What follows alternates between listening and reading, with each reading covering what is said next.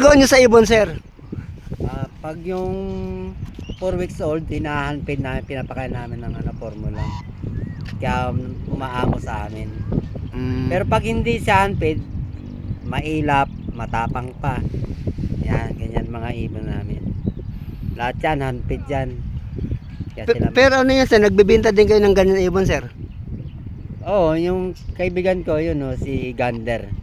Bebenta yun. Ng GCC, tsaka San Punyor. Yan. Yung guys, ang gaganda ng mga ibon, guys, oh.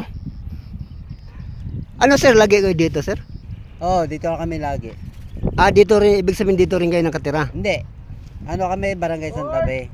Diyan sa may Lasal. Taga-Lasal ako, malapit ako sa Lasal. Oh, yan guys, nag-aalaga si sir ng mga ibon, tama ba, sir?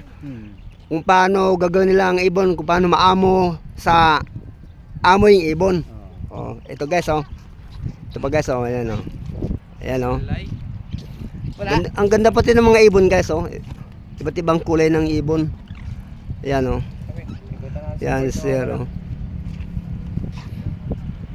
Pinapalipad nila tapos bumabalik dito, guys. Ayan, oh, ayan, sir, oh. Ayan, oh, pinapalipad, oh. Ayan. Ayan. Layo ba nilipad din eh, pagod na. Thank you guys.